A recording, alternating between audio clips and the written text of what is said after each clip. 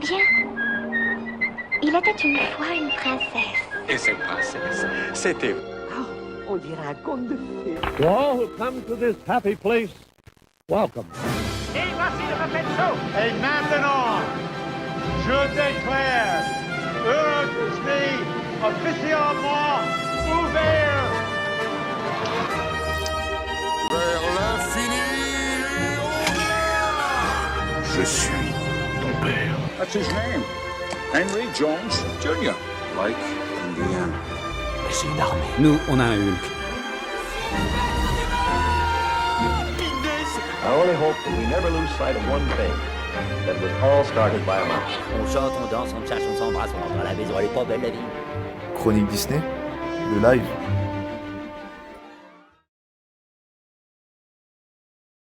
Et bonjour à tous, donc merci de nous avoir rejoints ce soir pour un live un petit peu particulier. Alors si je vous dis saga, tout de suite certains vont penser à Star Wars, Indiana Jones, Harry Potter, ou comme moi au Seigneur des Anneaux. Mais ce soir, nous allons revenir sur ce que l'on considère comme la toute première franchise de la pop culture, et dont le premier film est sorti sur les écrans, et dont le dernier plutôt film est sorti sur les écrans il y a 2 semaines, j'ai nommé La planète des singes. Je suis Ludivine, je serai votre présentatrice ce soir, et avec moi pour en parler, j'accueille 3 experts et ou fans de l'univers. Donc, nous avons Nicolas Allard, auteur de l'excellent livre consacré à la saga La planète des singes, du roman aux écrans La fabuleuse histoire, sorti au mois d'avril aux éditions Pix & Love.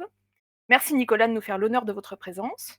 Et également 2 membres de l'équipe Chronique Disney, principalement connus chez nous pour leur amour de Star Wars, mais également grands fans de l'univers, créé par Pierre Boulle, j'ai nommé Franck Armand Zuniga, qui n'est autre que le créateur de notre cher site Chronique Disney, Bonjour. et Renaud Bonnet, qui est l'un de nos modérateurs sur le forum de Chronique Disney, Disney Central Plaza. Merci à vous d'être là. Bonjour. Avec grand plaisir. Merci. Alors, nous avons un programme qui est un petit peu dense, je vous avoue, au cours duquel on va essayer de revenir sur les différents aspects de la franchise. Mais je rappelle à ceux qui nous écoutent que vous pouvez interagir à tout moment dans le chat et poser des questions à nos experts. Donc avant de débuter sur le cœur de notre sujet, Nicolas Allard, je vais vous présenter rapidement. Vous êtes passionné de fantasy et de science-fiction, agrégé de lettres modernes, et nos lecteurs et auditeurs les plus fidèles vont se souvenir de vous, avec certainement le podcast qui était consacré à Disney et Jules Verne, sorti fin 2021 et auquel vous aviez pris part à l'occasion de la sortie de votre livre « Les mondes extraordinaires de Jules Verne » aux éditions Armand Collin. Est-ce que vous souhaitez ajouter quelque chose avant qu'on commence à parler de la planète des singes ? Non, merci Ludivine pour cette présentation, et puis merci à Chronique Disney de consacrer cette soirée et cette émission spéciale à la planète des singes. C'est une saga qui est fascinante et qui mérite, je pense, qu'on lui consacre justement une belle émission, et je suis très heureux effectivement de revenir dans Chronique Disney après avoir parlé longuement de Jules Verne la dernière fois. C'était un sujet qui m'avait passionné, et là je suis très content également d'aborder ce sujet qui est très différent de celui auquel j'avais participé la dernière fois, mais qui a également des liens avec celui-ci, comme on le verra. Effectivement, c'est noté. Donc on va commencer à parler tout de suite. Donc dans une première partie, on va parler de Pierre Boulle et de ses influences. Donc si on parle de la planète des singes, on va nécessairement penser à la franchise cinématographique qui fait l'actualité cinématographique aujourd'hui. Mais la planète des singes, c'est avant tout le roman paru en 1963 d'un auteur français, Cocorico, qui s'appelle Pierre Boulle et qui est considéré comme, on va y revenir, comme l'un des héritiers de Jules Verne. On remet l'église au milieu du village. Du coup, Nicolas, est-ce que vous pouvez nous parler un petit peu de Pierre Boulle, qui il était, quelles étaient ses influences ? Je vous laisse la main. Alors, Pierre Boulle, c'est un écrivain français qui est né en 1912 à Avignon. Il a un parcours assez particulier parce qu'à l'origine, ce n'est pas justement quelqu'un qui était destiné à être un écrivain connu et reconnu. Il a fait des études scientifiques, il était ingénieur. Il est parti assez jeune travailler en Asie et plus particulièrement en Malaisie. Pendant la Seconde Guerre mondiale, c'était quelqu'un qui était très engagé. Il a décidé de s'engager dans la libération de la France, même si donc il était en Asie. Et cette Seconde Guerre mondiale, ça a été une sorte de déclic pour lui, parce que depuis qu'il était enfant, il était passionné de littérature. C'est son père qui lui avait donné le goût des livres. Et donc, au fond de lui-même, il avait toujours eu l'envie, un jour ou l'autre, de donner plus d'importance dans sa vie personnelle à cette passion. Et donc, la Seconde Guerre mondiale, ça a été une sorte de déclencheur. Il a décidé finalement de changer radicalement de vie et de devenir du jour au lendemain écrivain. Donc il a tout abandonné alors qu'il avait une situation assez stable, assez confortable pour devenir écrivain. Et ça a été un coup de maître parce qu'en fait, très vite, il va être connu et reconnu comme un écrivain de talent, un écrivain populaire également. Son roman Le pont de la rivière Kwai va être adapté au cinéma et c'est un succès considérable, ce qui fait qu'il va vraiment avoir le sentiment qu'il a fait le bon choix et qu'il peut continuer justement dans cette carrière d'écrivain. Et puis donc, il écrira La planète des singes quelques années plus tard. C'est un roman qui est publié en janvier 1963 et qui est un roman donc particulier parce que il relève maintenant de la littérature de science-fiction, alors que Pierre Boulle, lui, le voyait plus comme une sorte de conte philosophique. Il ne se considérait pas lui-même d'ailleurs comme un écrivain de science-fiction, alors même qu'il a légué à la postérité un certain nombre de textes, que ce soit des romans ou des nouvelles, qui relèvent du genre de la science-fiction. Voilà, donc Pierre Boulle, c'est un écrivain qui a été assez prolifique, un écrivain tardif, puisqu'il a commencé l'écriture voilà, dans la seconde partie de sa vie, mais il ne l'a jamais ensuite abandonné. Et c'est un écrivain qui finalement est assez peu lu et étudié en France. Je pense notamment à l'université, en classe préparatoire, dans l'enseignement supérieur. Alors que lorsque l'on va à l'étranger, notamment aux États-Unis, du fait du succès du pont de la rivière Kwai et de la planète des singes, il est considéré comme l'un de nos plus importants écrivains. Donc il y a un peu la même chose que ce que j'avais voulu montrer avec mon livre sur Jules Verne, c'est qu'en fait, nos écrivains les plus connus à l'étranger ne sont pas toujours ceux que l'on étudie le plus, que ce soit à l'école, au collège, au lycée. Et Pierre Boulle, donc, c'est quelqu'un qui est assez fascinant, aussi bien dans son parcours de vie, avec un parcours de vie assez aventureux, que par les œuvres qu'il a léguées à la postérité, puisque là, ce soir, on va parler de La planète des singes, mais c'est vraiment un écrivain dont les œuvres méritent d'être lues et découvertes plus dans le détail. Et pourquoi justement, la France boude Pierre Boulle? C'est une très bonne question, oui. C'est vrai. Alors, c'est un peu la même chose que pour Jules Verne, c'est-à-dire que pendant longtemps en France, c'est en train d'évoluer depuis, je dirais, le début du XXIe siècle, mais on a eu beaucoup de difficultés à reconnaître la qualité de textes qui ne relevaient pas de ce que l'on appelle la littérature blanche, la littérature réaliste, pour le dire autrement. On a toute une tradition qui remonte au XIXe siècle, où en fait on considérait que les grands textes romanesques étaient des textes plutôt réalistes, en phase avec nos préoccupations du moment. C'est ce qui fait donc que, par exemple, il y a eu un discrédit autour de Jules Verne qui a duré pendant un certain temps. Et Pierre Boulle, étant donné qu'il est surtout connu, c'est vrai maintenant, pour La planète des singes en France, qui finalement est son texte qui est le plus lu en France, davantage que Le pont de la rivière Kwai, eh bien, on a finalement considéré que c'était de la littérature sans grand intérêt, que ce n'était pas un texte qui méritait d'être considéré avec attention. Et donc, ça explique en partie cela, ce qui est assez injuste en plus le concernant, parce que c'est quelqu'un qui ne s'est pas du tout cantonné à la seule science-fiction.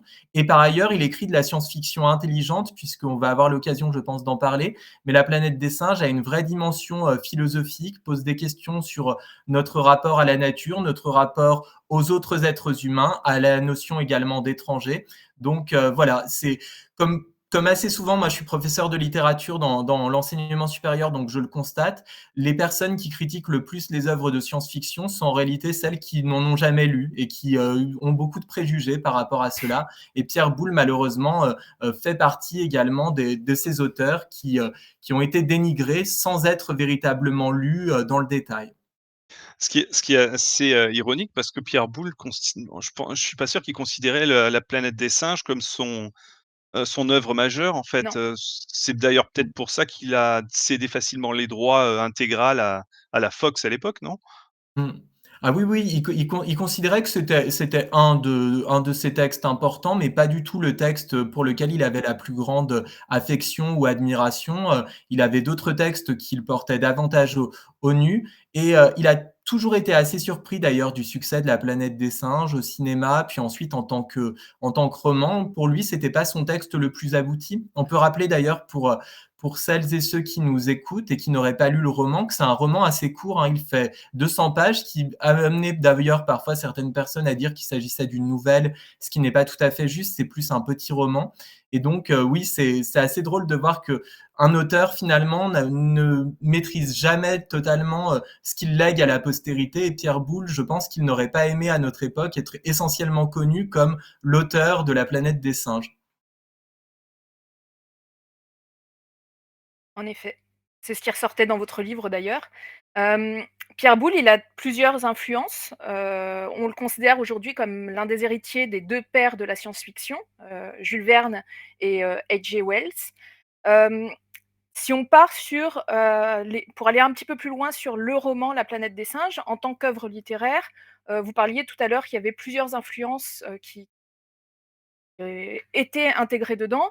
On parle d'une aventure qui est tragique, d'un déclin d'un déclin intellectuel de l'humanité. On va parler aussi d'une satire de l'humanité. Il y a une influence qui provient des auteurs, des contes philosophiques, des auteurs, de science-fiction. Vous nous en parlez un petit peu plus?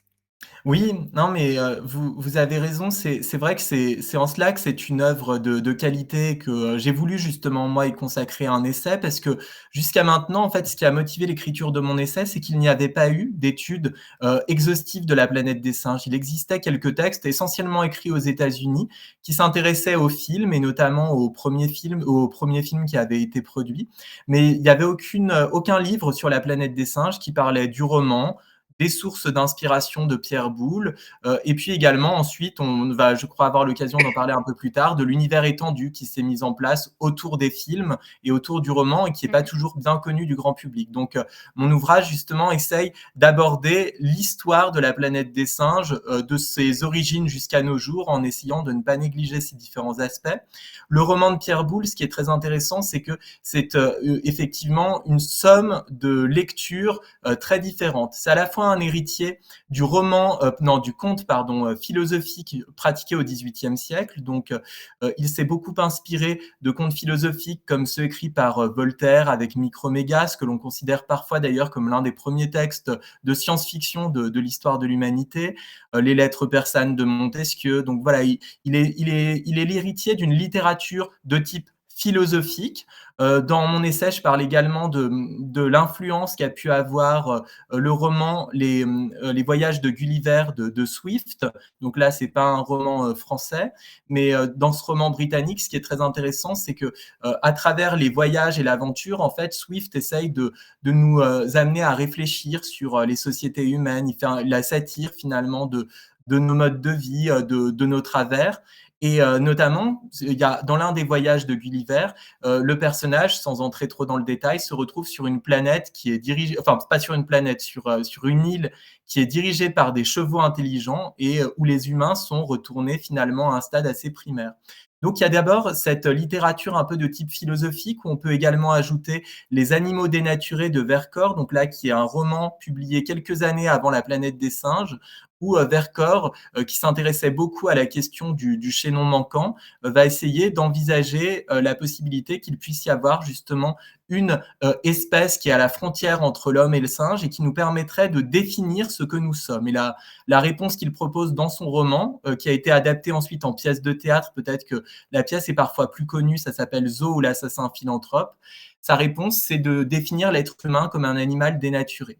Et à côté, comme vous l'avez signalé tout à l'heure, Pierre Boulle est également l'héritier de toute une littérature de science-fiction.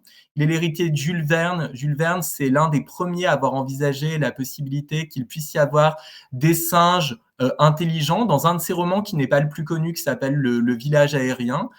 Jules Verne, comme Vercors, plus tard, s'intéressait beaucoup à la question du chaînon manquant. C'était un lecteur de Darwin et effectivement, il y a des références à Darwin dans La planète des singes de Pierre Boulle. Jules Verne a également écrit une nouvelle vers la fin de sa vie où il envisage la possibilité qu'à la suite d'un cataclysme, l'humanité soit retournée à un stade primaire. Donc là, on voit vraiment les liens avec La planète des singes. Et puis, on a également toutes ces réflexions sur l'évolution de l'être humain, la possibilité qu'il puisse se dégrader, avec H.G. Wells, La machine à explorer le temps. H.G. Wells s'est également beaucoup intéressé à la possibilité que les êtres humains puissent être à l'origine d'animaux intelligents, avec par exemple l'île du docteur Moreau. Voilà, donc il y a ces éléments-là. Et puis, il y a une dernière référence très importante qui a inspiré considérablement Pierre Boulle.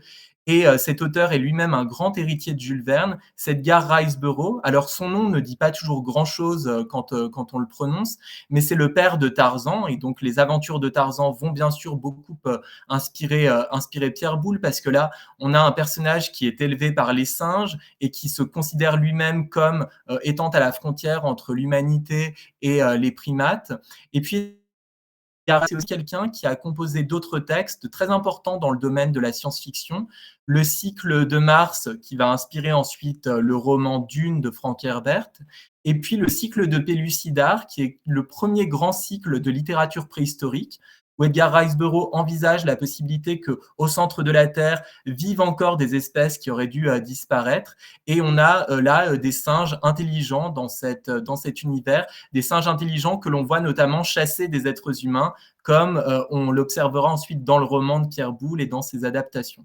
Donc, en fait, le roman de Pierre Boulle a beau être une œuvre assez courte, 200 pages, c'est une œuvre d'une extrême richesse parce que ses sources d'inspiration sont vraiment multiples et il ne s'est pas du tout limité à un type en particulier de littérature. Oui, en effet, c'est très impressionnant. On parlait tout à l'heure d'une grande inspiration, de Darwin et de son origine des espèces. Il y a un parallèle qui est fait avec, donc le village aérien de Jules Verne, aussi avec L'éternel Adam, de Jules Verne et de Mmh. fils. Mais l'originalité du roman, vous en parliez aussi, c'est la première fois que l'humanité, elle est totalement dominée par une espèce simienne. Oui, exactement. C'était pas encore envisagé. On avait un petit peu ça avec donc les voyages de Gulliver de Swift, mais là c'était très limité puisqu'on était simplement sur une petite île où il y a donc des chevaux intelligents qui ont leur propre langage et qui vont finalement mettre en partie en esclavage des êtres humains qui sont retournés à un stade totalement primaire. Mais on n'a jamais eu l'idée déjà qu'une planète puisse être totalement dominée par une autre espèce que l'espèce humaine qui serait revenue à un stade primaire, et encore moins que l'espèce dominante soit justement composée de singes. Donc Pierre Boulle, c'est quelqu'un qui justement va proposer ici quelque chose de très neuf, et le concept est tellement puissant d'ailleurs que par la suite, non seulement l'œuvre va être adaptée au cinéma, mais comme vous l'avez dit en introduction de cette émission, on est quand même face à la plus ancienne franchise de la pop culture. C'est une franchise qui date des années 1960 et qui continue à être active et à rencontrer du succès, puisque le dernier film, Le Nouveau Royaume, est plutôt bien accueilli par la presse et les spectateurs sont en rendez-vous dans les salles. Donc ça prouve que c'est pas du tout une franchise qui est en train de s'essouffler. On va y revenir. Est-ce que, je m'adresse à Franck et Renaud, est-ce que vous connaissez le roman? Est-ce que vous avez envie d'en parler avant qu'on passe à la suite? Alors moi, je l'ai lu quand j'étais jeune, donc ça j'ai, un souvenir assez vague, mais je sais que je l'avais beaucoup apprécié, et mais je l'ai lu justement après avoir vu les films. Parce que, j'avais beaucoup aimé les films quand ils passaient à la télévision, donc bah, j'avais voulu découvrir le livre, et c'est vrai que c'est un roman court et facile à lire, et je l'avais adoré. Très bien. Renaud, un petit mot? Moi, c'était à peu près le même souvenir. Effectivement, c'est vrai que je l'ai lu il y a longtemps maintenant, il y a plus d'une vingtaine d'années. C'est vrai que j'ai pas encore eu l'occasion de le relire. Faudrait que je le relise parce qu'en plus, effectivement, c'est assez court, donc c'est assez rapide à lire. Donc j'en ai pas un énorme souvenir, mais je me rappelle que j'avais bien aimé. Bah, très bien. Et ben, on va passer, à la suite de notre sujet. On va s'attaquer un petit peu plus aux films. Donc Nicolas, dans votre livre, vous évoquez La planète des singes comme, on l'a dit, la première franchise de la pop culture, avant même, Les Dents de la mer, en 1975 et Star Wars en 1977. Mmh. Le premier film, il est sorti en 1968, soit 5 ans après le roman, et il a une grande influence sur l'industrie cinématographique et sur la science-fiction en général. Est-ce que vous pouvez nous en dire un petit peu plus sur sa genèse? Oui, bien sûr. Alors, c'est un film, qui n'était pas une évidence à cette époque-là, à la fin des années 1960. Il faut savoir que, la science-fiction n'avait pas la reconnaissance critique et publique qu'elle a désormais. Nous, maintenant, la plupart, enfin, en tous les cas, une partie non négligeable de nos blockbusters se relève de la science-fiction. On l'a vu en début d'année 2024 avec Dune 2e partie, par exemple, où là, dans peu de temps, il va y avoir, tout un engouement, je pense, autour du nouveau Mad Max. Voilà, et récemment également, ces dernières années, on avait les films Avatar, qui est le deuxième notamment, qui a rencontré un succès très, très conséquent. Et donc, d'où vient le film de la planète des singes? Son histoire est assez intéressante parce que c'est un producteur américain, Arthur P. Jacobs, qui décide d'adapter ce roman français de Pierre Boulle. Jacobs, à l'origine, ne vient pas du tout du milieu du cinéma. C'est quelqu'un qui travaillait dans le milieu de la publicité et qui avait par contre cette envie depuis longtemps de travailler dans l'industrie cinématographique. Et il a une idée assez intéressante. Il part du principe que pour justement se lancer dans cette industrie-là, il pourrait être bon de s'appuyer sur un matériau littéraire et d'adapter des œuvres littéraires. Et à un moment donné, donc, il va justement prospecter en France, la France étant un des grands pays littéraires, plus encore d'ailleurs à cette époque-là, au sortir de la Seconde Guerre mondiale. C'est vraiment un pays majeur dans le monde de la littérature. Et il va retenir, et le texte de Pierre Boulle va retenir son attention, notamment parce que lui, depuis longtemps, a une fascination pour les films King Kong. Il est fasciné par l'univers de King Kong et il a souvent dit que il aurait aimé finalement être à l'origine de cette franchise. Et donc, il va acquérir les droits. Pierre Boulle, effectivement, ne va pas s'opposer à cela parce qu'il n'accorde pas une importance démesurée à son roman. Et puis, il a vu également qu'il avait des intérêts à voir ses œuvres adaptées au cinéma, notamment avec Le Pont de la rivière Kwai, qui avait été un immense succès et qui a beaucoup contribué à sa carrière d'écrivain, qu'il a vraiment, il lui a donné un essor important. Et donc pour convaincre d'autres sociétés de production de défendre le film, parce que Jacobs n'a pas les fonds personnels pour réaliser un tel film, eh bien, il va avoir l'idée de réaliser ce qu'on nous appellerions maintenant un artbook. Donc, il va solliciter des artistes qui vont réaliser un certain nombre de dessins conceptuels, qui vont finir par convaincre justement un studio comme la 20th Century Fox. Et ce qui est intéressant, c'est qu'au début, l'adaptation du roman devait être assez fidèle. Il y a une bande dessinée d'ailleurs qui est sortie il y a quelques années, qui s'appelle Vision, et qui permet d'avoir une idée de ce qu'aurait dû être le film de la planète des singes si l'argent nécessaire avait été donné par la Fox pour cela. Mais la Fox était quand même un peu prudente par rapport à ce projet, n'y croyait pas totalement.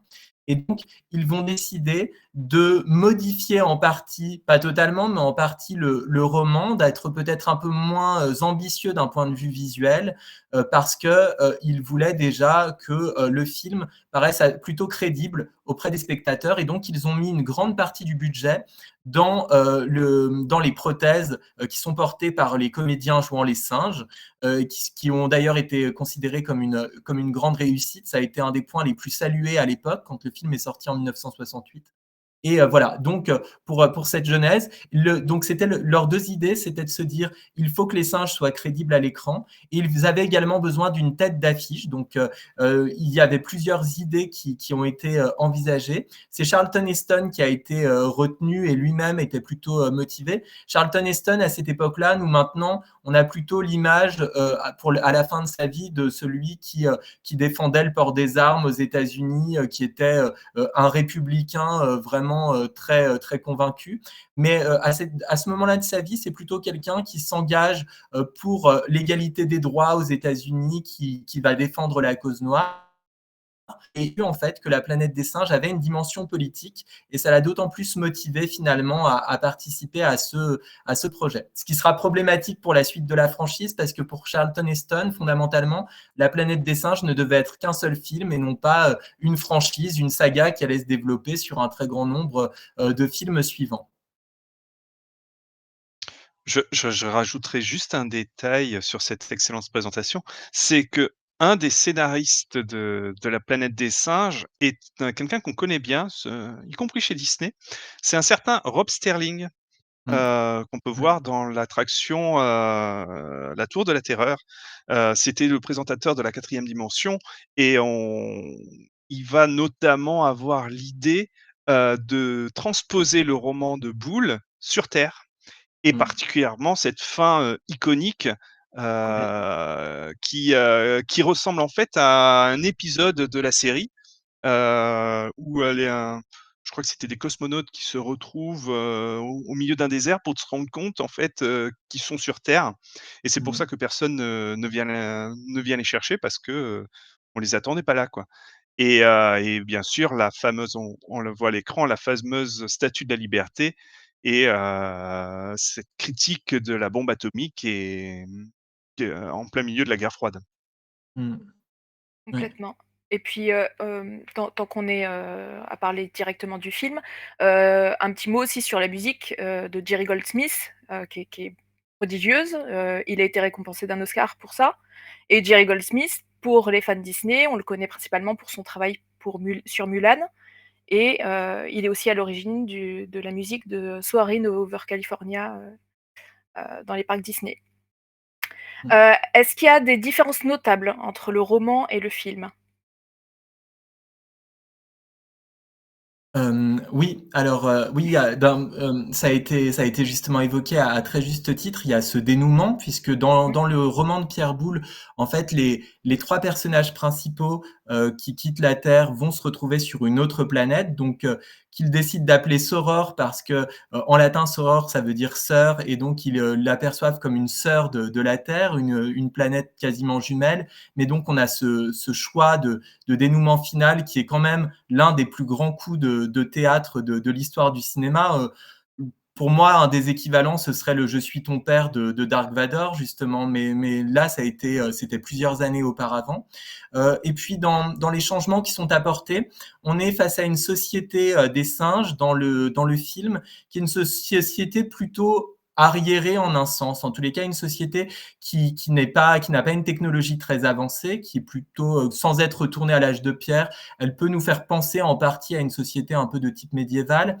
Et en fait, à l'origine, justement, Serling, lui, avait prévu de représenter cette société comme plus avancée technologiquement, ce qui est le cas dans le roman de Pierre Boulle, où c'est une société qui, globalement, aurait eu une technologie à peu près des années 60-70, mais pour des raisons de budget, ça ne leur était pas possible. Donc, ils ont décidé de créer cette espèce de village un peu troglodyte qui a une esthétique d'ailleurs assez forte. Finalement, ça n'était pas du tout un mauvais choix.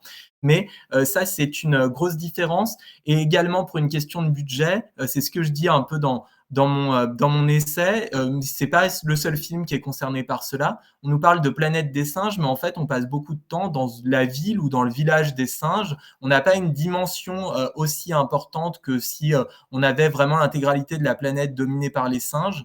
Et ça, effectivement, le roman de Pierre Boulle le montre beaucoup plus. Mais là, c'était pour une question de budget, hein. De nouveau, la science-fiction à cette époque-là n'a pas encore gagné toutes ses lettres de noblesse. Et là où ce film de la planète des singes va être essentiel, c'est que lorsque George Lucas, dans les années 70, va proposer justement son projet de Guerre des étoiles, eh bien, on va l'écouter de façon beaucoup plus attentive que cela n'aurait été le cas dans les années 60, parce qu'on sait que la science-fiction peut plaire aussi bien au public qu'aux critiques, qu'à la presse, et c'est notamment en bonne partie grâce à la planète des singes. Pas uniquement, mais beaucoup. Très bien. Et fort de ce succès, il y a une suite qui est commandée. Pierre Boulle est impliqué? Mmh. Oui, pardon. Avant de parler de la suite, moi j'aimerais quand même aborder le film en lui-même parce que, on l'a peu évoqué, mais je trouve que l'aspect politique, du premier Planète des singes est quand même assez phénoménal. Mmh. Hem, il faut se rendre compte qu'on est en pleine guerre du Vietnam, c'est en la ségrégation est encore, très présente et donc c'est c'est à la fois un film antimilitariste et aussi un film antiraciste et je pense que c'est ce qui va donner la puissance à cette franchise, c'est tout l'aspect politique, que vont véhiculer en fait, tous les épisodes au fur et à mesure et celui-ci heu, a été vraiment impressionnant. Je pense notamment à la scène où les singes chassent les hommes, qui est d'une, violence inouïe et qui rappelait en fait les émeutes, étudiantes, à l'époque contre la guerre du Vietnam ou les manifestations, pour des Afro-Américains, voilà, il y avait vraiment quelque chose de très puissant dans ce film et je pense qui explique son succès, populaire. Oui, c'est très juste et d'ailleurs, on peut, pour compléter, cela, ça fait partie de l'ADN d'ailleurs de la franchise. C'est-à-dire que c'est toujours une saga qui va ensuite aborder des questions, politiques. Alors, ce sera pas toujours justement les mêmes thématiques politiques qui sont traitées, mais il y a toujours ce fil rouge qui existe aussi bien pour les 5 premiers films qui sont sortis à la fin des années 60, début des années 70 que pour la nouvelle trilogie et à vrai dire, même le Nouveau Royaume lui-même a une dimension politique que l'on perçoit d'ailleurs plus dans la seconde partie du film. En effet. Est-ce qu'on passe un petit peu à la suite, ou vous avez encore des points à dire sur le premier film? C'est vrai que le programme est un peu dense et je suis obligée de vous freiner un petit peu. Peut-être juste une précision, le premier film, parce que ça fera la transition avec les films suivants, ça a été un film qui a été extrêmement rentable. Il était coûteux à cette époque-là, mais Mmh. c'était pas non plus un budget absolument faramineux et sa rentabilité fait que, alors même que Pierre Boulle n'a pas écrit justement, de 2e roman de La planète des singes et alors même que Jacobs en produisant, ce premier film ne pensait pas faire une suite, ils se rendent compte que c'est vraiment ici, une saga qui doit être exploitée, qui mérite d'être exploitée parce que le succès est très important aux États-Unis, mais également dans le reste du monde.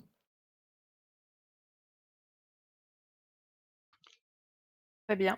Et donc il y aura, ils vont faire des films, donc à partir de Voilà. 1970, ils vont faire des suites en commençant par Le Secret de la planète des singes. Ils en feront un tous les ans. Alors, Le Secret de la planète des singes, moi j'ai un peu de mal sur ce film. Je pense que c'est quand même des 4, c'est le plus, celui qui fait série B. Même s'il y a Charlton Heston qui revient à la fin, cette idée de culte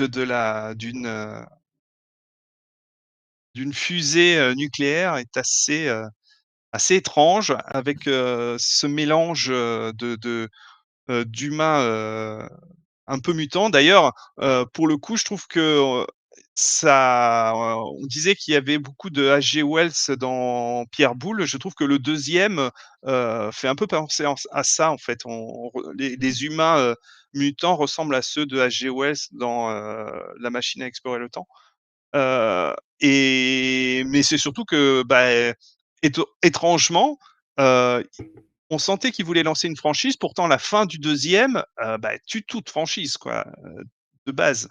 Donc c'est Mmh. étonnant qu'ils aient pu, rebondir, avec le troisième, Les Évadés de la planète des singes, qui lui sort donc en 71, en prenant une idée toute bête, mais que je trouve excellente. C'est en faisant revenir, hem Zia et Cornelius, accompagnés d'un 3e membre, à l'époque, bah, dans le présent sur Terre, donc dans le présent de l'époque, donc dans les années 70. Ça a plusieurs avantages. Déjà, bah, ça reboot, la franchise. Le deuxième, c'est qu'en inversant les rôles, ça coûte moins cher, puisqu'il n'y a pas besoin de décor, tout se fait en live. D'ailleurs, il y a une autre franchise qui aura la même idée d'ailleurs, une décennie plus tard, c'est Star Trek avec, Retour sur Terre. Heu et heu et c et cette franche et dans ce deuxième, dans ce troisième et enfin de cette deuxième suite, heu, le fait d'inverser les rôles permet de mettre plus en avant le côté, critique du racisme. Et d'ailleurs, le film montre bien le fameux adage qui dit qu'on lèche, on lâche, on lynche. Bah, au début, les singes sont adulés, puis on commence à s'en méfier, puis à la fin, ils sont carrément assassinés, quoi. Donc, il y a vraiment une critique que je trouve très forte dans ce film. Et d'ailleurs, qui va expliquer la troisième suite, donc la conquête de la planète des singes, qui date donc de 72, si je me souviens bien, ouais, c'est ça. Qui pour moi, des 4 suites, est sûrement la meilleure. Je sais qu'elle fait débat. Alors, techniquement, elle est en deçà, mais je trouve que la puissance du message est phénoménale. Surtout si on voit la fin qui a été coupée, en fait. Puisque le film était tellement fort avec le message de César, puisque pour le coup c'est le fils donc de Cornelius et Zia. César qui à la fin demande à lyncher en fait les humains, et que beaucoup en fait lors de la première du film avaient pris une critique en fait où les Afro-Américains se devaient de lyncher leurs oppresseurs blancs. La Fox a été très frileuse en fait de cette fin et a demandé à retourner le discours de fin pour donner en fait un discours beaucoup plus tout le monde s'aime, il faut qu'on apprenne à vivre ensemble. Ce qui emmène le 5e film sorti en 73, le dernier de la première époque, qui est La bataille de la planète des singes, qui là a perdu beaucoup de de discours politiques et sociaux. On se retrouve plutôt devant un film de science-fiction blockbuster de base, mais où la franchise a vraiment été essorée. Et c'est d'ailleurs pour ça que ça sera le dernier film pendant de nombreuses décennies. Pendant de nombreuses décennies. Nicolas, Renaud, vous voulez ajouter quelque chose ou on avance sur justement il y a eu plusieurs projets de films qui ont été envisagés après à la fin des années 80, des années 90. Il y a eu aussi des séries, on reviendra aux séries après, on continue un petit peu notre progression sur la partie cinématographique. Parmi ces projets qui ont été avortés, il y en a un qui était notamment avec Chris Columbus pour réalisateur, Chris Columbus qu'on connaît pour les 2 premiers Harry Potter et puis Maman j'ai raté l'avion. Finalement, la saga revient en 2001 au cinéma avec le film qui est réalisé par Tim Burton et qui est un échec critique. Est-ce que vous voulez en dire quelques mots avant qu'on discute du reboot? Bah, moi j'adore Tim Burton et surtout à l'époque j'adorais tout ce que faisait Tim Burton. Pour moi c'était de l'or. Et j'adorais La planète des singes et pourtant j'ai pas aimé ce film, parce que justement, il y a ni le côté, j'ai envie de dire, loufoque de Tim Burton, ni l'aspect politique de La planète des singes. Donc en fait, on se retrouve avec un blockbuster de base où on a ni la saveur de l'un, ni la saveur de l'autre. Et ça a été pour moi, ça a été le premier échec de Tim Burton. Pourtant, à peu près à la même époque, il fera un Big Fish qui est beaucoup plus foisonnant d'idées. Alors que là, c'est vraiment un univers qui n'allait pas du tout à Tim Burton, alors qu'on aurait pu penser que oui. Et pourtant, il avait réussi à faire 2 super Batman. Donc voilà. Oui, effectivement. Alors, ce qui est intéressant, c'est que, la planète des singes, donc, pour faire le pont avec, entre Tim Burton, son projet et les 5 premiers films, dont il a été question avec, vraiment beaucoup de précision. Je vais pas trop revenir, là-dessus, mais c'est que c'est une franchise qui a toujours été, rentable. C'est-à-dire qu'à mesure où les 5 premiers films ont été produits, on utilisait de moins en moins de budget et pourtant, à chaque fois, il y avait une rentabilité importante. le film de Tim Burton, donc, justement, s'appuie un peu sur cette idée-là. L'idée que c'est une franchise qui a été absente pendant longtemps des salles obscures, mais qu'elle a toujours finalement connu un certain succès, qu'elle a un socle assez important au niveau de ses fans, de son public. C'était le premier film qui avait l'intention d'adapter le plus fidèlement possible à l'origine le roman de Pierre Boulle, notamment parce que les moyens au niveau des effets spéciaux et du budget étaient plus importants que dans les années 1968. D'ailleurs, pour l'anecdote, le film La planète, c'est bien une planète différente de la Terre, ce qui n'était pas le cas dans les 5 premiers films. Donc là, c'est conforme à l'esprit de Pierre Boulle. Mais en fait, Tim Burton n'a pas véritablement réussi à trouver à se positionner dans ce film. C'est-à-dire que ce n'est pas un film aussi profond politiquement et philosophiquement que ceux qui ont été créés dans les années 70. Et c'est un blockbuster, mais un blockbuster qui ne l'est pas non plus totalement. Il y a une dimension épique, mais qui est surtout présente à la fin du film. Et puis, un point aussi qui a été beaucoup reproché à ce film-là, c'est d'avoir un dénouement qui se voulait surprenant un peu à la manière du premier film, mais qui a été raté. Les acteurs eux-mêmes, d'ailleurs, quand ils étaient interrogés à l'époque par les journalistes pour expliquer cette fin, certains d'entre eux disaient que même ils ne l'avaient pas comprise. Donc voilà. Et peut-être pour terminer sur ce point-là, c'est un film qui était censé être le début d'une nouvelle trilogie au minimum, mais comme effectivement les critiques ont été particulièrement mauvaises, eh bien ça a été abandonné. C'est pour ça qu'ensuite on va avoir le reboot des années 2010. Et donc, le reboot, ça sera en 2009, La planète des singes, les origines. Alors là, 2011. 2011, oui, voilà, Oui, pardon. 2011, ouais. Je confonds toujours, je rajoute 2 ans. Là, je vais mettre je vais passer un petit coup de gueule sur le titre français. Parce que autant je trouvais que, le de La planète des singes, on mettait un mot à chaque fois, était beaucoup plus, quelque part poétique que, La planète des singes, 2 points et un titre.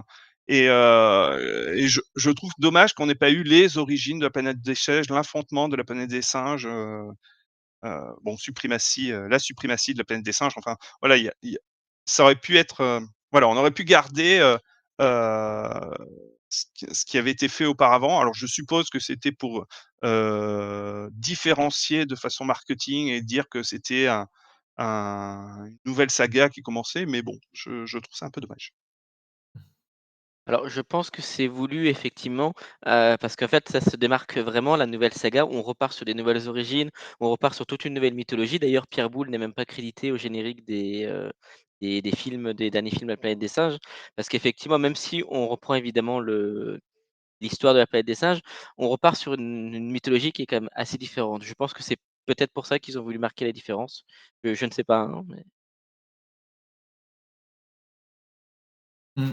Oui, oui, c'est très juste, et puis, en fait, ce qui il y avait la volonté justement de se dire qu'il fallait partir de quelque chose de neuf parce qu'en fait, la première saga, les 5 films forment un ensemble qui est assez cohérent, même s'il y a bien sûr des faiblesses scénaristiques dans certains d'entre eux.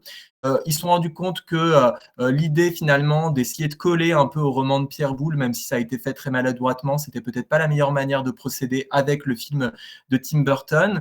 Et puis, ce qui est intéressant avec cette nouvelle trilogie, c'est qu'il y a une volonté de se dire, on fait en sorte que La planète des singes reste une œuvre d'actualité. Dans les années 70, La planète des singes va être justement très révélatrice des peurs de l'époque, donc la peur du nucléaire, notamment avec les 2 premiers films, comme ça a été bien évoqué, et puis également la peur des luttes et des tensions raciales, notamment aux États-Unis, avec quand même la crainte parfois d'une guerre civile.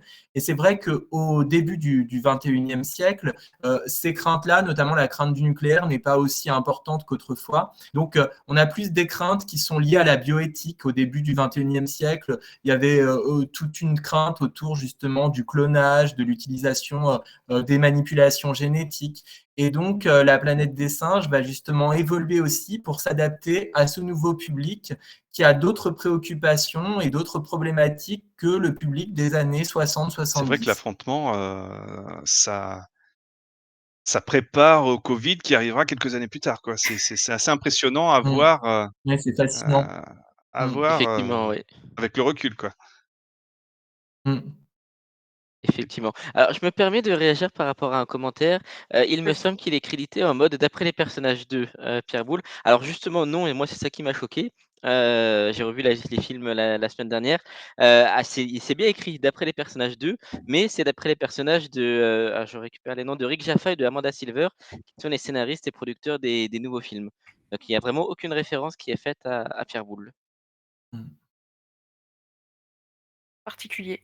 Et Pierre Boulle avait complètement cédé ses droits à la Fox, si je comprends bien. Oui, et puis Pierre Boulle, en fait, il a de lui-même assez vite décidé de se détacher de la planète des singes parce qu'il a été déçu, du fait que son scénario pour le deuxième film, donc qui est devenu Le secret de la planète des singes, n'ait pas été choisi alors que quand on compare justement Le secret de la planète des singes, le film, à ce que lui avait appelé donc La planète des hommes, c'était le titre de travail de ce deuxième film d'après lui.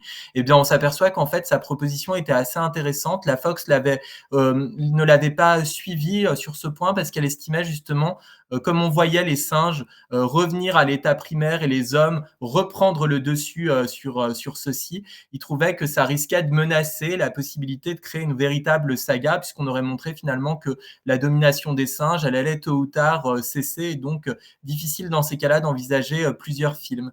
Et donc, non seulement il a été déçu que l'on abandonne son scénario que lui estimait de qualité, mais en plus, finalement, ce scénario, eh bien, il a été dépecé parce que progressivement, dans la saga, on a repris certains éléments de ce qu'il avait mis en place dans La planète des hommes, sans nécessairement lui le créditer fortement ou insister sur le fait qu'il avait inspiré tel ou tel film. Les réalisateurs ou les scénaristes, au moment d'échanger avec les journalistes pour faire la promotion des films, ne parlait pas nécessairement de ce scénario de Pierre Boulle, et c'est assez tardivement que l'on a découvert effectivement l'existence de ce texte et l'importance que celui-ci avait pu avoir sur un certain nombre de films de la saga. Ah oui, en effet. Très bien. Est-ce que vous voulez parler davantage de ce reboot, où on passe, au reste de la franchise? Parce que ce n'est pas qu'une saga cinématographique. Ça vous va? Et on reviendra de toute façon, plus en détail sur le dernier film, bien évidemment. Je pense qu'on peut revenir parce que le dernier film, c'est la suite des 3 précédents, donc je pense qu'on pourra revenir sur les 3 films lorsqu'on parlera du dernier, effectivement. Tout à fait, ça fait sens. Donc, je le disais, ce n'est pas juste une saga cinématographique, ce n'est pas juste un roman. Au cours des années 70, la rentabilité de la franchise a fait que, heu, il a été décidé de déployer, la saga, La planète des singes sur le petit écran. Qui veut nous en parler? En fait, le dernier film date de 73, Ouais. et donc la Fox va continuer à essayer de faire vivre cette franchise. Alors elle va le faire vivre de 2 manières. D'abord toujours en audiovisuel, mais à la télévision avec la série, La planète des singes, qui durera, 13 épisodes, et alors qui fera revenir, Roddy McDowall, comme, dans le casting.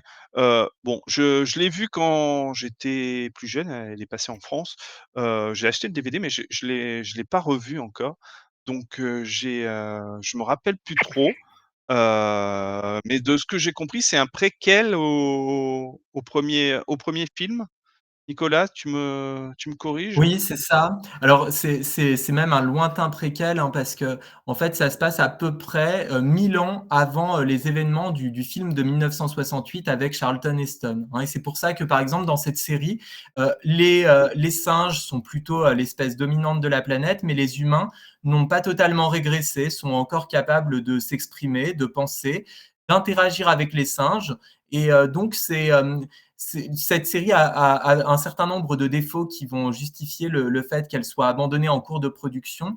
Mais par contre, elle avait quand même l'intérêt de présenter des interactions différentes de celles qu'on connaissait des précédents films, à savoir qu'ici, on a une humanité qui est sur le déclin, mais qui n'a pas non plus connu un déclin absolu et total. Et puis ce qui était intéressant dans cette série aussi, c'est qu'on découvrait plusieurs territoires différents, justement, et on ne se limitait pas au fameux village un peu troglodyte des singes. On voyait des singes vivre au bord de la mer, d'autres vivre à la campagne, vivre d'agriculture, etc.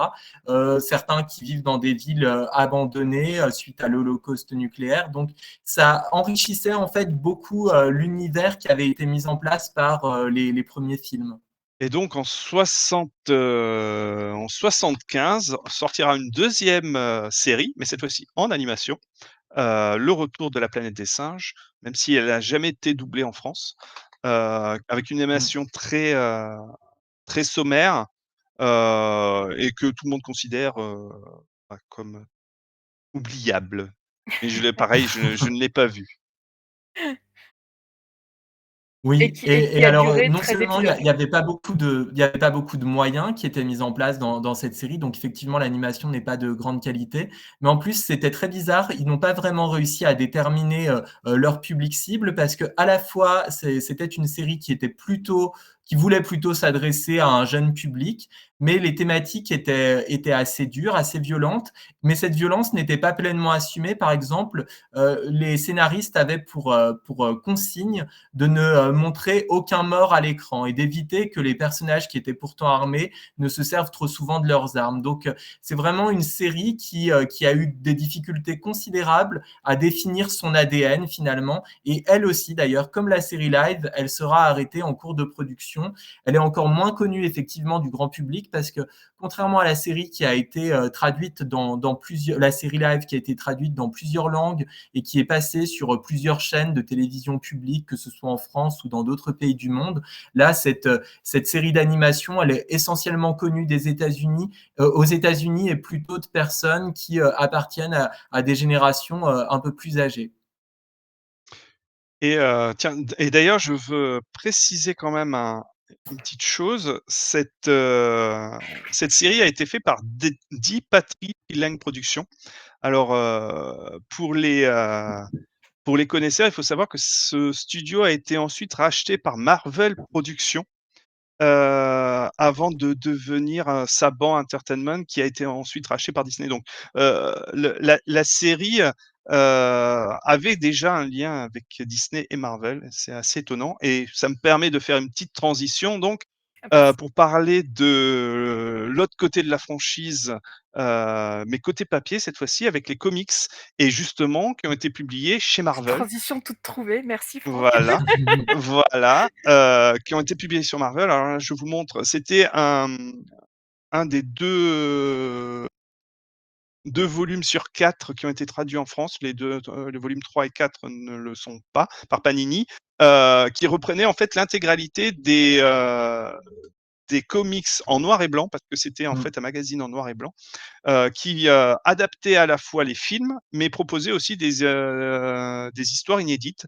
Pour ceux qui auraient les livres et qui les a pas lus ou ceux qui arriveraient à les trouver en occasion, je le conseille vraiment parce que ce sont vraiment des comics, déjà très beaux graphiquement et puis, qui permettent de prolonger et d'approfondir en fait la franchise, et personnellement moi j'ai lu les 2 volumes, je les trouve excellents.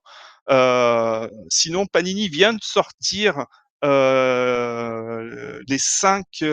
2 premiers films en couleur, heu, donc voilà, ça fait 11 Je numéros, donc ils l'ont sorti récemment ouais, je et crois que c'est un des visuels qu'on voit le deuxième en partant, sur la ligne oui, du c'est haut. ça, Ouais. exactement. C'est exactement ça. Heu, donc ça, c'était Marvel et donc Marvel va s'occuper de la franchise de 74 à 77 et après la franchise va passer à différents éditeurs, pour revenir en fait à Marvel dans les années Bella, récemment dans les années 2020, grâce au rachat, de 20 enfin de la franchise par Disney. Donc ça permet à Marvel de se remettre à publier des comics, La planète des singes. En effet. Mmh. Oui, Heu, ce qui est ouais. très intéressant pour compléter ce qui a été dit et qui est très juste, c'est que, c'est ce qui va permettre en fait à la franchise de continuer finalement à survivre tout en étant finalement plus présente au cinéma, puisqu'elle a été absente des salles obscures pendant très longtemps et donc, il va se développer tout un univers étendu, notamment donc avec les comic books, mais également avec tout un tas de produits dérivés, notamment les enfants, achetaient les figurines de la planète des singes, on proposait également les masques de singes qui pouvaient être portés. Il y a beaucoup d'enfants américains, on a des témoignages qui s'amusaient un peu comme on joue aux gendarmes, aux voleurs. Bah, eux, ils jouaient à la planète des singes en se procurant ces masques-là. Et c'est ce qui fait que justement, quand la franchise va revenir ensuite sur les écrans de cinéma au début du 21e siècle, et ben on va avoir finalement un public qui est déjà prêt parce que ce sont des enfants ou des adolescents qui ont grandi avec la planète des singes sans avoir été toujours des spectateurs des films quand ils sont sortis au cinéma, mais qu'ils les ont revus en cassette, par exemple, en VHS à l'époque, et puis qui ont surtout grandi finalement en connaissant les aventures proposées par Marvel et les aventures qu'ils inventaient eux-mêmes en jouant à la planète des singes avec les figurines ou avec leur masque de primates. Ou avec des jeux vidéo aussi, puisqu'il y a eu Oui. plusieurs jeux vidéo qui sont sortis, au cours des différentes années, sur la planète des singes. Mmh. Oui. Et c'est un peu un parallèle, pour terminer, que l'on pourrait établir avec Star Wars. Faut pas oublier que Star Wars, donc, il y a eu la trilogie originale, puis ensuite, on a quand même dû attendre un nombre assez conséquent d'années avant d'avoir les épisodes 1, 2 et 3.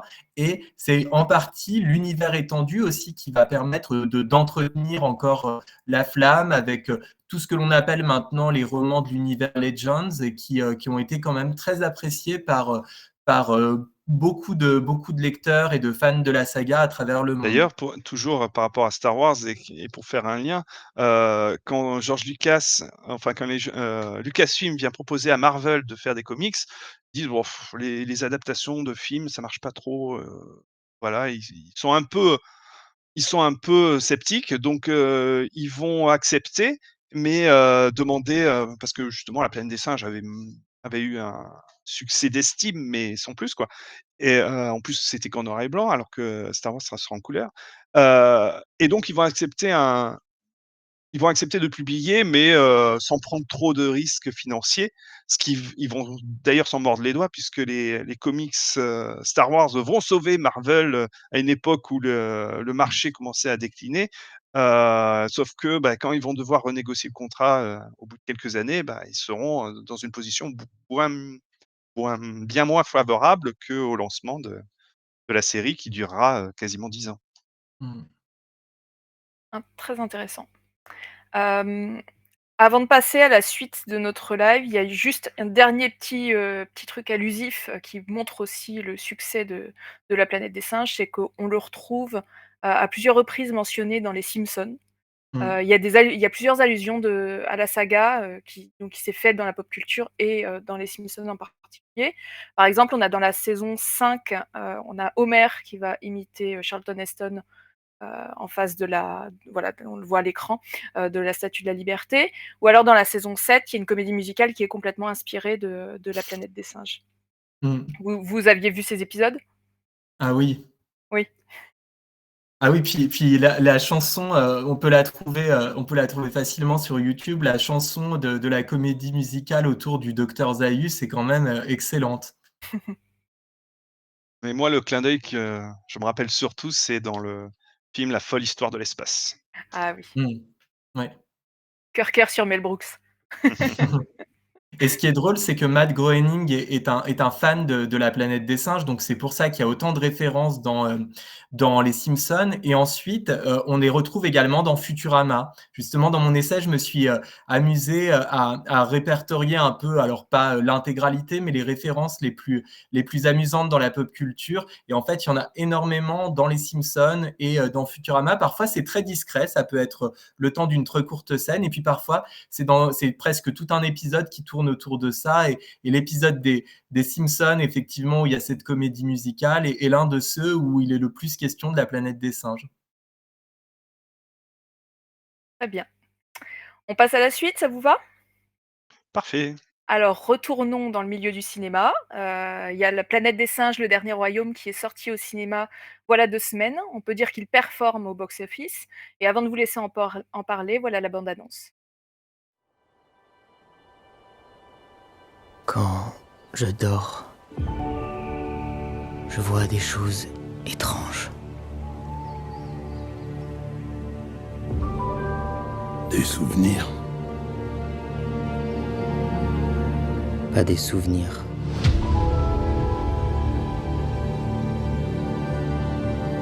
Des choses nouvelles. Je vois tout.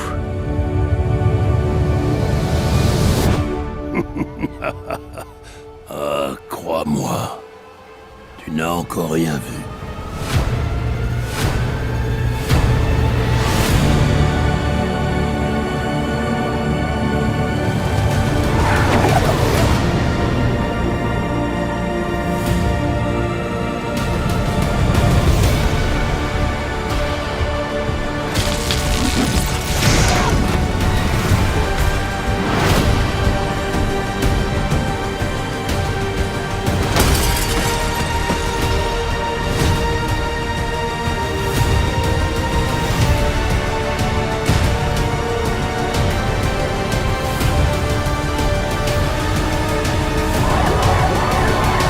Quelle grande et belle journée!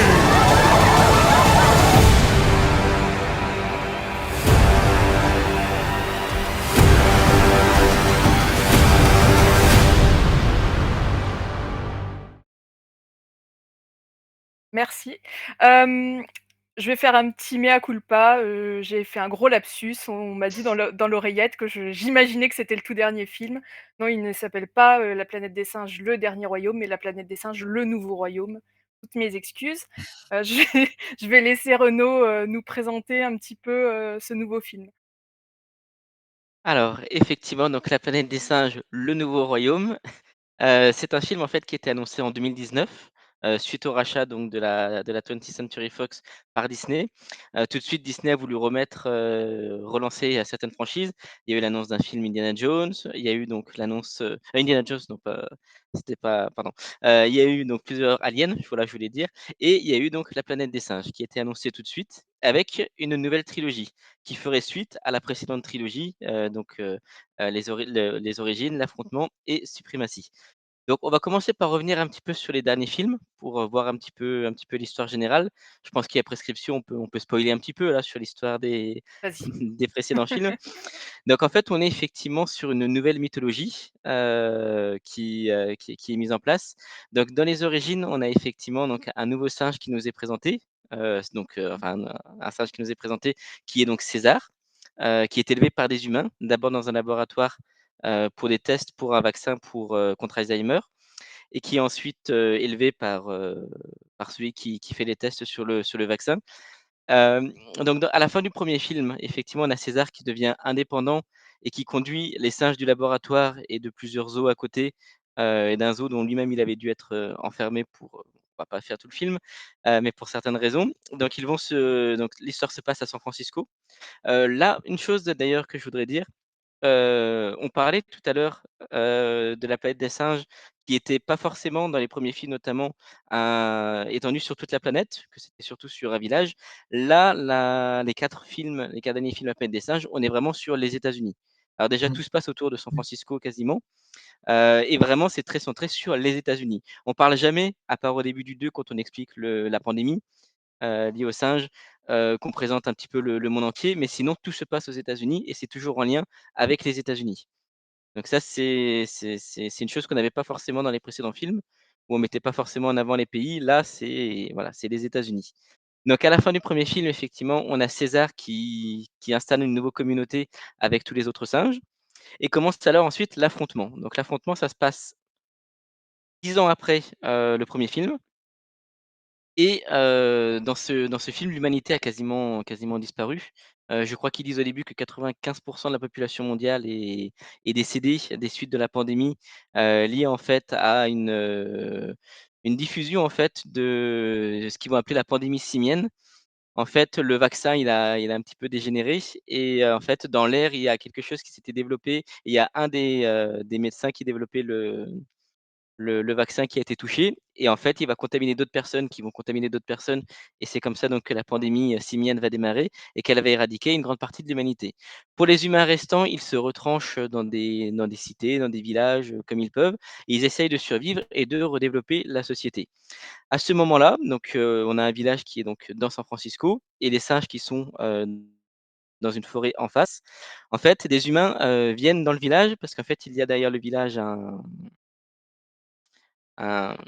j'ai perdu le nom, un barrage, voilà, qu'il faut relancer pour créer l'électricité et en fait, ça va créer des frictions entre les 2 sociétés qui, du coup, ben, vont se croiser, qui vont essayer d'instaurer la paix, sauf que malheureusement, ça va mal se passer, d'où le nom de l'affrontement.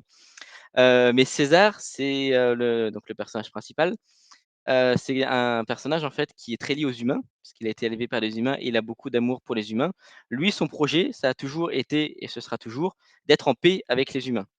Lui, en fait, il a 2 vocations. C'est être en paix avec les humains et défendre les singes, faire que les singes soient unis entre eux.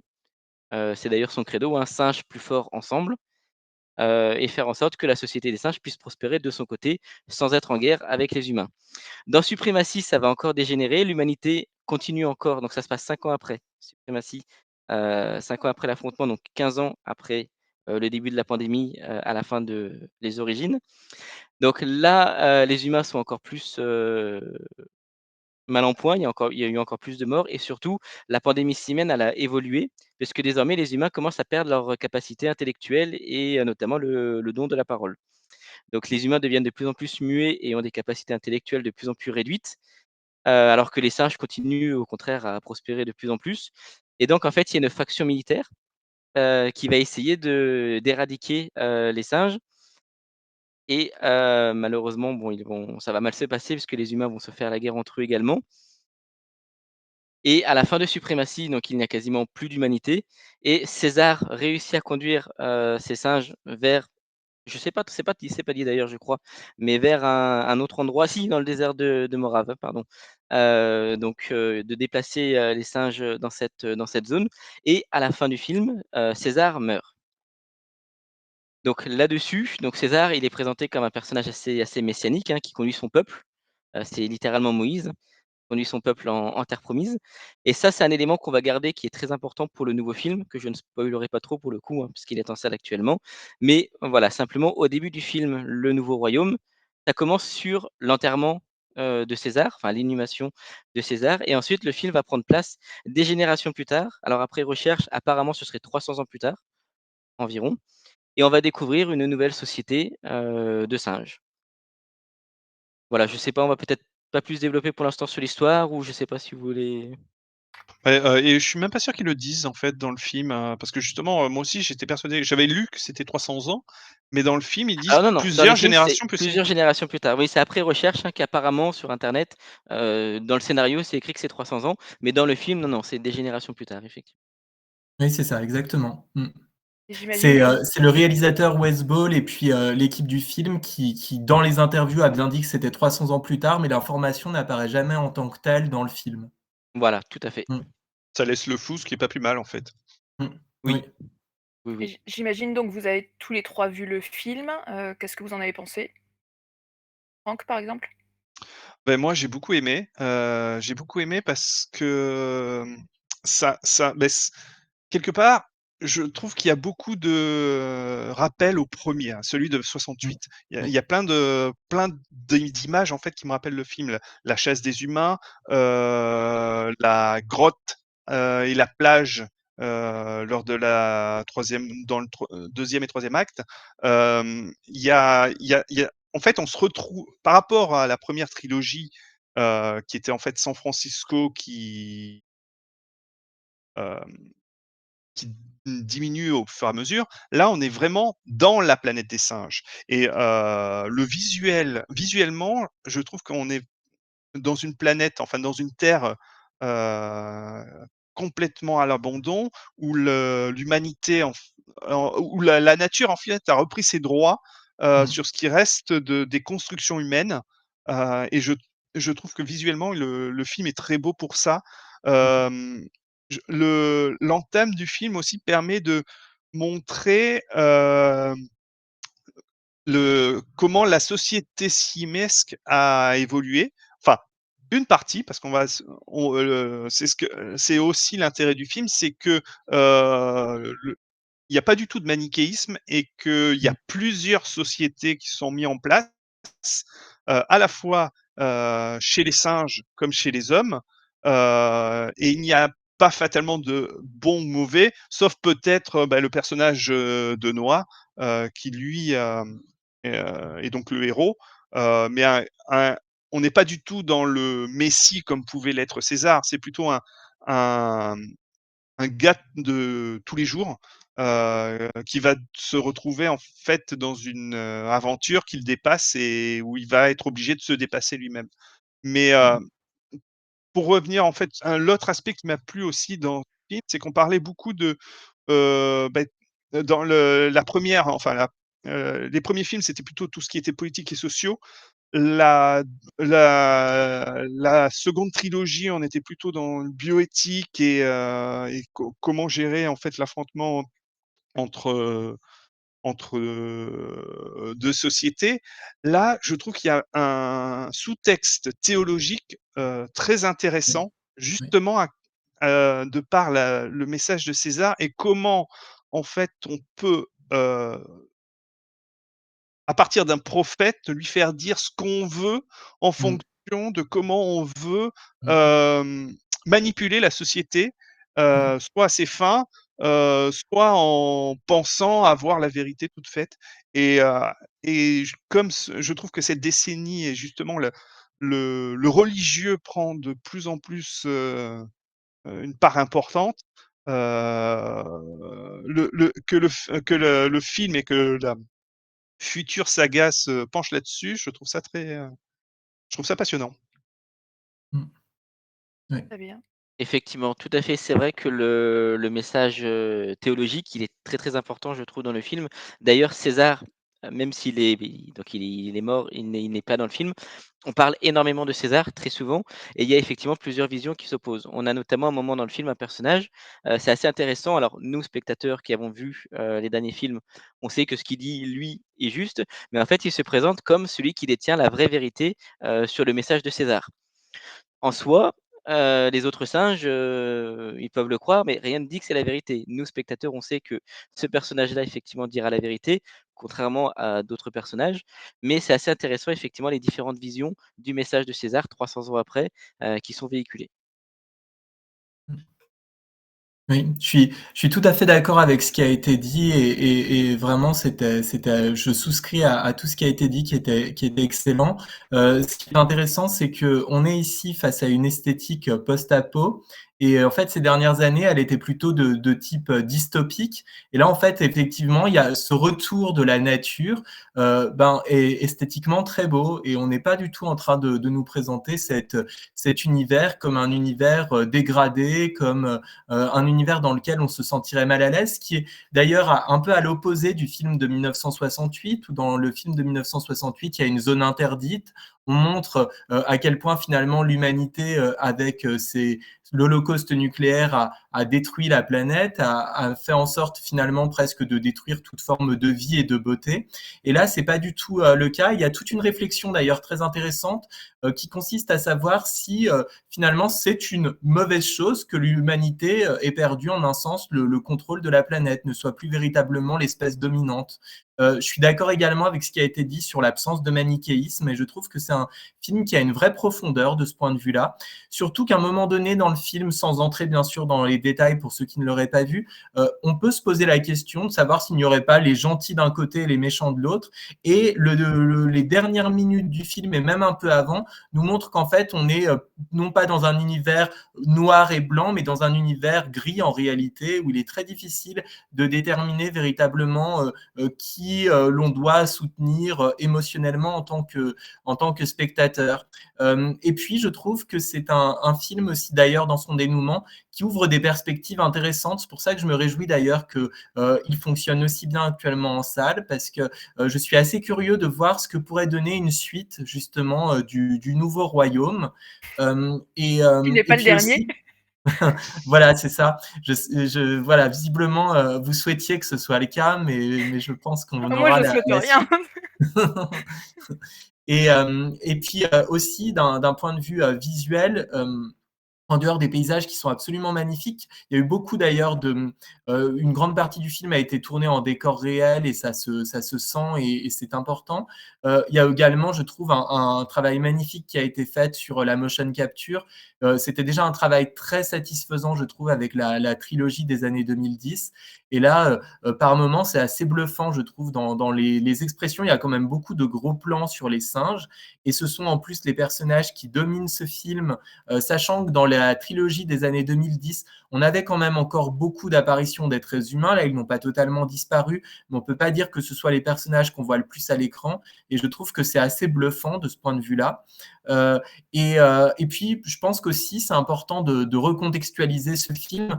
On a eu pendant une dizaine d'années la domination du Marvel Cinematic Universe, alors avec des bonnes choses. Hein, il ne s'agit pas d'être caricatural et de dire que tous ces films étaient mauvais. Moi, il y a des films que j'ai beaucoup appréciés, mais on a parfois été confronté à des films, des blockbusters qui n'étaient pas toujours peut-être pleinement satisfaisants en ce qui concerne les messages qui pouvaient nous être transmis, les réflexions qu'on pouvait développer à la fin de ces films. Et là, je trouve que on est quand même, indépendamment d'ailleurs du Marvel Cinematographic Universe, parce qu'on pourrait dire la même chose d'autres gros blockbusters, on est quand même face à un film intelligent, avec une dimension politique. Et puis, ce qui a été dit qui est très juste, il y a toute cette question de l'héritage, du messianisme, de la manière également dont un dirigeant politique peut plus ou moins marquer l'histoire, parce que César, finalement, qui est cette figure si importante des trois films des années 2010, eh bien, il a essayé de transmettre un message, un enseignement, et on voit aussi à quel point on est finalement limité face à l'écoulement du temps, même quand on est un grand leader politique, parce que une partie de son message est en fait dévoyée, et ceux qui se disent ses disciples ou ses apôtres ne le sont pas véritablement dans ce nouveau film. On sent parfaitement votre emballement, dans ce dernier opus. Est-ce qu'il y a quand même des petits points négatifs que vous avez trouvés en regardant le film, Renaud, peut-être, si tu veux? Alors réactive ton micro, s'il te plaît, Renaud. Pardon, Merci. effectivement. Moi, je voudrais revenir rapidement sur les effets visuels. Alors, je trouve que le film est magnifique. Effectivement, visuellement, il est très, très beau. Il est, largement plus beau que beaucoup de films qu'on a eu ces dernières années, notamment effectivement les Marvel qui, bon, sont un petit peu en train de perdre en qualité visuelle, je trouve. Mmh. Mais par contre, on utilise dans ce film, malgré tout, énormément de CGI, notamment sur les singes. Alors ça donne effectivement plus de détails et plus d'expressivité, mais j'avoue personnellement avoir une préférence pour, le côté beaucoup plus réaliste, un peu plus froid quelque part, mais beaucoup plus réaliste qu'on avait dans les films précédents, dans les Mmh. 3 films de 2010, notamment dans Supremacy qui pour moi, visuellement, Supremacy c'est un film qui, le plus possible, a essayé d'utiliser des effets pratiques, le moins de CGI possible. Il y en a évidemment, mais ils ont essayé d'en utiliser le moins possible et je trouve que la patte visuelle, notamment de Supremacy, elle est absolument incroyable et pour moi, elle est au-dessus de ce nouveau royaume. Après, attention, voilà, encore une fois, le film est magnifique et effectivement, bon, les singes sont quand même malgré tout très expressifs et surtout sur les décors, effectivement, qui, sont en plus, effectivement plus, post-apocalyptiques. Je trouve que les décors sont absolument magnifiques et très bien travaillés. Mmh. Franck, tu veux rajouter quelque chose? Sur les défauts, oh j'ai pas grand-chose à dire, sauf peut-être l'actrice qui joue, Mahé, qui, j'ai trouvé bonne, mais, elle, je pense qu'elle manquait un peu de subtilité, en fait, j'allais dire. Mmh. Très bien. Mais, Nicolas, peut-être? Ou par je te laisse terminer. par contre, je voulais rajouter un point, mais qui est pour le coup, plutôt, positif. C'était, sur les aspects, thématiques. Il y a aussi un sujet, moi, qui m'a frappé, c'est aussi toutes, ces, qui y avait pas d'ailleurs dans les précédents, opus, quels qu'ils soient, c'était l'aspect sur l'esclavage, et j'ai trouvé, pareil, cette thématique assez innovante, dans la saga. Mmh. Concernant les défauts, ben, moi, c'est plutôt un film que j'ai aimé dans l'ensemble, hein, donc mais alors si vraiment on veut chercher un peu la petite bête et Oh, on est sans, obligé de sans rien, s hein. et sans spoiler, peut-être que l'antagoniste principal, Proximus, qui est un personnage intéressant, je vais pas en dire plus parce que sinon je dévoilerais des éléments de l'intrigue. J'aurais peut-être souhaité qu'il intervienne un petit peu plus tôt dans le film parce que je pense qu'il aurait pu être, davantage exploité. Et puis ensuite, mais ça, est-ce que c'est vraiment un reproche que l'on peut faire? Le parcours du personnage principal, Noah, bah, c'est un peu le parcours typique du héros. Ça réfère justement à ce qu'écrivait Joseph Campbell avec le héros aux mille visages et ce qu'il a appelé ensuite le monomythe. On a un petit peu l'impression de suivre, même s'il n'a pas de super pouvoir, un nouveau Luke Skywalker qui est un peu obligé de partir à l'aventure. Voilà, donc, mais globalement, moi j'ai trouvé que c'était un film de qualité qui était assez solide et les critiques qui ont pu être faites, que j'ai pu lire sur les réseaux sociaux, notamment sur le traitement des humains, me semblent quand même assez injustifiées. Sans entrer dans le détail, il faut peut-être rappeler juste une chose, c'est que bien sûr à la fin du troisième film, on montre que le virus a muté, que les êtres humains semblent maintenant dénués de la capacité de s'exprimer. Mais il ne faut pas oublier qu'un virus peut bien sûr affecter globalement une population, mais qu'il y a toujours des personnes qui ne vont pas justement souffrir de ce virus-là. Et donc, que l'on puisse trouver des êtres humains qui soient différents dans ce film, qui ne sont pas tous sur le même modèle, bah, j'ai trouvé ça plutôt intéressant. Et je ne pense pas que ce soit une facilité scénaristique, parce que d'un point de vue purement scientifique, il me semble que c'est plutôt réaliste que tous les humains ne soient pas logés à la même enseigne par rapport à ce virus. Et puis d'ailleurs, ça a été déjà vu dans d'autres œuvres, de la pop culture. Je pense Oui. notamment au Fléau de Stephen King, où Mmh. 99 de la population est tuée, mais il reste un pourcentage qui a justement trouvé des anticorps contre le virus. Oui, oui. Très bien. Donc succès en salle, ça on en a parlé. Vous voulez donner un petit peu plus de détails sur les chiffres ou non? Beh, il a fait 58,5 millions de dollars aux États-Unis. Je crois qu'il est à 130 au niveau mondial et en France, il a taquiné le million, il est à 930, 933 je crois, 933 000 spectateurs. Alors c'est un bon chiffre, hein, mais les précédents avaient tous dépassé le million. Après les Heu précédents étaient sortis en été. C'est la première fois qu'un film sort au mois de mai. Tout à fait et puis, là, il avait la concurrence, d'un film français qui marche très bien, mais je me rappelle plus du tout le titre, qui est arrivé premier cette semaine, Ah oui. alors qu'il était déjà en deuxième semaine. Le film Mmh. d'Artus, oui, j'ai perdu le nom, mais C oui, Petit truc en plus, non, c'est pas ça? oui, je C'est crois que ça, c'est un ça, petit ouais. truc en plus, exactement, Mmh. Donc voilà. exactement. Et Donc oui, c'est plutôt des bons chiffres, voilà, maintenant faut voir, sur la durée, mais et là-dessus, on peut d'ailleurs saluer, la très belle opération promo qui s'est déroulée en amont de la sortie de cinéma, avec, les images des Mmh. singes à cheval sur les plages californiennes, mais aussi à New York et ou San Francisco. Ou même, à la première du film. Ça, c'était quand même assez incroyable, c'est tout simple, mais je trouve l'idée Ouais, excellente. exactement, exactement. En tout cas, pour Disney parce que c'est quand même un succès pour Disney, parce que Disney a repris la franchise, après Il une fait mes année, transitions, c'est génial. voilà, après une année, horrible l'année dernière, Mmh. où Ouais. quasiment tous leurs films se sont plantés au cinéma, où, bah, comme pour Marvel, comme pour, Star Wars, les fans, attaquent Disney parce qu'en disant que Disney fait toujours, des mauvaises choses, sans parler des accusations de wokisme à la volo. Donc voilà, Disney était plutôt dans une mauvaise passe, cinématographique. Heu, Bah, là, c'est plutôt une bonne nouvelle parce que, bah, les fans, les critiques et le public en général a aimé le film. C'est un succès. Donc voilà, c'est comme quoi, c'est la deuxième franchise, tirée de 20th Century Fox et j'ai même envie de dire la troisième parce que, Predator avec Prey aussi avait été bien accueilli.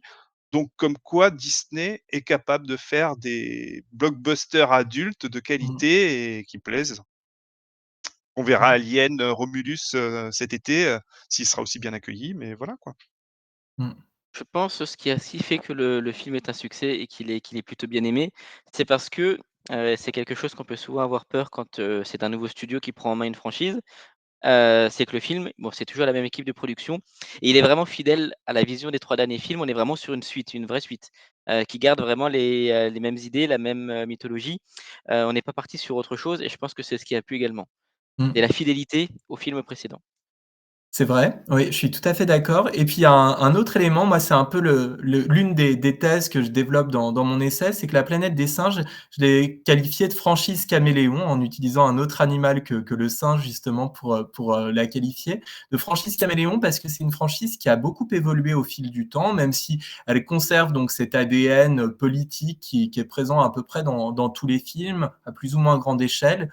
Mais, le deuxième film, de la franchise, Le secret de la planète des singes, est très sombre, a une dimension nihiliste. Puis on passe à un troisième film qui est plus familial, qui a une dimension comique, satirique. Un quatrième film qui est très dur, et cetera. Et donc, finalement, je pense que c'est une franchise qui, tout en étant très ancienne, est en un sens un peu moins codifiée que certaines autres franchises. Je pense notamment à Star Wars, où il y a un certain nombre d'attendus avec des fans qui sont justement très exigeants, qui estiment parfois que on va dénaturer Star Wars si on propose telle ou telle chose. Je l'ai encore lu récemment avec les bandes annonces de The Acolyte où certains disaient mais c'est pas du Star Wars, etc. On va pas en parler peut-être ici dans le détail, mais voilà, La planète des singes est peut-être une franchise qui semble, en tous les cas au grand public, moins codifiée, ayant moins un cahier des charges à suivre, et ça peut l'aider. Et moi, j'espère vraiment que Disney, voyant que le film marche bien, non seulement va lancer une suite, mais je l'évoque comme possibilité pour la suite de la franchise. Moi, je rêve que Disney, pour sa plateforme Disney+, lance un jour une série live ambitieuse sur la planète des singes. Ça, je trouve que ce sera un très bon moyen d'alimenter Disney+. Et en plus, la planète des singes, c'est pas une franchise de pop culture qui est la plus coûteuse à produire. Là, le dernier film, il a coûté un certain budget, mais on est très loin d'autres films à grand spectacle. Donc, ça pourrait être très intéressant d'avoir enfin une série de la planète des singes qui soit satisfaisante, sachant que ça n'a pas été le cas dans les années 70. Oui, il a Ben, coûté, 160 millions de dollars et je crois qu'il a coûté un peu moins que les, heu, précédents de mémoire, mais, donc, oui, il y a une grande chance qu'il soit rentable, quoi. Oui. et dans le chat, on a XP78 qui dit qu'ils ont annoncé au moins 4 autres films. Bah, j'ai lu une interview que alors à la base, il pensait à une trilogie, mais je sais plus si c'est le producteur ou le scénariste qui disait qu'ils avaient, des traitements pour faire 9 films en fait, Oui. Mmh. donc ils ont des idées, ils ont des idées On pour leur la fait suite. confiance. Mmh. Oui, et les 4 films en plus, ça vient du fait que c'était un peu une référence aussi pour les fans de la saga qui savent que, finalement la franchise à l'origine était connue pour, ses 5 films, hein, c'était pas une trilogie. Donc, il y a aussi un petit clin d'œil aux fans de la première heure en leur montrant qu'on va peut-être avoir, un nombre de films équivalent à ceux des années, 70. Mmh. Très bien. Est-ce que vous voulez ajouter d'autres choses? Ou nous concluons, ce live? Moi, si j'avais une chose, à ajouter, c'est d'inciter les personnes qui ont pu nous écouter ce soir ou qui nous écouteront ensuite, en replay, à aller lire le roman de Pierre Boulle parce que c'est vraiment un texte très intéressant. On n'a pas besoin d'ailleurs d'être un immense fan de science-fiction pour apprécier ce texte, hein, parce que c'est pas de la hard SF et il y a plein de choses intéressantes, qui sont dites, sur notre monde, pas simplement sur le monde dans lequel vivait, Pierre Boulle. Il y a des réflexions intéressante sur notre rapport à la nature, sur l'organisation des sociétés, sur la question de l'évolution. Et puis également de ne pas hésiter aussi, et là, pour ceux qui sont abonnés à Disney+, allez voir aussi les anciens films parce que c'est pas les films qui sont le plus connus du grand public et notamment des plus jeunes générations. Et même si ces films, bien sûr, ont des défauts, ils ont tous quand même quelque chose d'intéressant à nous dire et je pense que ça vaut vraiment le coup d'aller à leur découverte. Ah oui, je confirme, moi qui, j'ai été élevé avec les 5 premiers, je conseille vraiment le 1er, le 3e et le 4e. Le Mmh. 4e d'ailleurs, si vous pouvez, alors il est disponible en Blu-ray, hein. Je crois pas que sur Disney+ ils sont en bonus, mais si vous trouvez le Blu-ray du 4e, regardez-le dans ces 2 versions, et Mmh. vous verrez, c'est pas du tout le même discours. Mmh. C'est vrai. Très bien. Très bien. Eh ben, merci beaucoup. C'était des échanges très, très passionnants. Je vous propose qu'on s'arrête là. Beh, Ça déjà vous moi je va? voulais, remercier Nicolas parce que Oui. ça a été vraiment un débat, passionnant. Ben, Très merci à vous. Moi, documenté. j'étais ravi de revenir, parler, avec tous les membres de Chroniques Disney et d'ailleurs, j'en profite pour saluer votre travail parce que tout en étant, essayiste et spécialiste de pop culture, je suis aussi un fan. Il y a des univers sur lesquels je n'écris pas spécialement, mais qui m'intéressent beaucoup et je trouve que c'est toujours, fascinant de voir, voilà, ce que Chroniques Disney nous propose au quotidien sur les réseaux sociaux, sur le site également. C'est toujours de grande qualité et c'est une très belle source d'informations quand, comme moi, on est fan de ces univers. Merci beaucoup, hein. Merci à vous. Merci Franck et Renaud, de nous avoir fait, part de votre fan, attitude sur la planète des singes. Ça change un peu de Star Wars, hein, on y en reviendra avec vous, hein, prochainement sur Star Wars, c'est promis. Nicolas Allard, merci énormément, de votre, participation à ce live. Je rappelle que vous êtes l'auteur de ce livre-là qui est excellent, qui était vraiment ma bible pour préparer ce live-là parce que je suis novice, en fait, sur le sujet. Hem, donc qui s'intitule La planète des singes, du roman aux écrans La fabuleuse histoire. Il est sorti au mois d'avril, aux éditions, Pix& Love. Passionnant à lire, je vous l'ai déjà dit, très fluide, très très enfin très facile, à lire et puis ça donne, énormément de envie justement d'en savoir plus sur, la saga et puis, sur le livre aussi. Je remercie les personnes qui ont été impliquées pour la préparation de ce live, en particulier Olivier qui nous a assuré toute la régie et c'était génial, merci à toi.